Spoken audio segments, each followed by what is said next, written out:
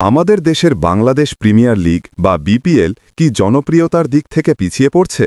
আর যদি পিছিয়ে পড়ে তাহলে কার কাছে? উত্তরটা হলো নেপাল প্রিমিয়ার লিগ বা এনপিএল এর কাছে। হ্যাঁ, ঠিকই শুনেছেন।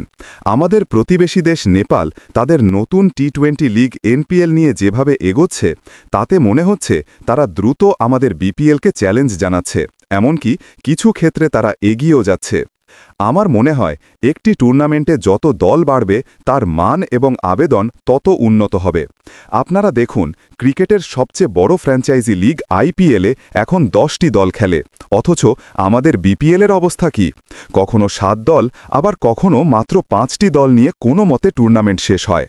আর এর বিপরীতে নেপাল প্রিমিয়ার লিগ তাদের একেবারে নতুন আসরেই 8টি দল নিয়ে টুর্নামেন্ট আয়োজন করছে। দল সংখ্যা বেশি মানেই স্থানীয় তরুণ প্লেয়ারদের জন্য বেশি সুযোগ এবং টুর্নামেন্টের প্রতিযোগিতা অনেক বেশি। এই জায়গায় এনপিএল শুরুতেই বিপিএলের চেয়ে একটি বড় পেশাদার মানসিকতা দেখিয়েছে। দ্বিতীয়ত, বিদেশি খেলোয়াড়দের আকর্ষণ।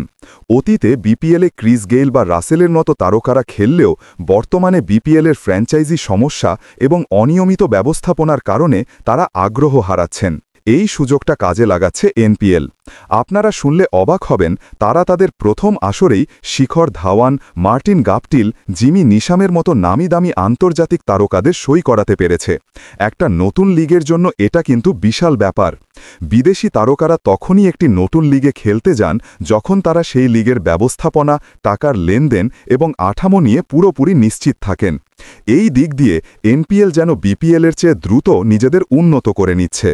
সব মিলিয়ে আমার ব্যক্তিগত ধারণা, নেপাল প্রিমিয়ার লিগ এনপিএল জনপ্রিয়তার দিক থেকে বিপিএলকে ছাপিয়ে যাচ্ছে বা খুব দ্রুত সেই দিকেই এগোচ্ছে। এনপিএল তাদের লিগকে আরও উন্নত করছে, আর বিপিএল যেন সেই একই 5 বা 7 দলের বৃত্তে আটকে আছে। বিসিবি এবং বিপিএল কর্তৃপক্ষের এখন উচিত প্রতিবেশী দেশের এই সফলতা দেখে শিক্ষা নেওয়া এবং আমাদের প্রিয় লিগটিকে দ্রুত আরও বেশি দল, আরও বেশি আকর্ষণীয় বিদেশি খেলোয়াড় এবং আরও ভালো ব্যবস্থাপনা দিয়ে নতুন করে সাজানো। তা না হলে আগামী কয়েক বছরে হয়তো নেপাল প্রিমিয়ার লিগই দক্ষিণ এশিয়ার দ্বিতীয় জনপ্রিয় টি-20 লিগ হিসেবে পরিচিতি পাবে। আজ এই পর্যন্তই। আপনাদের কি মনে হয় অবশ্যই কমেন্ট করে জানাবেন। ধন্যবাদ।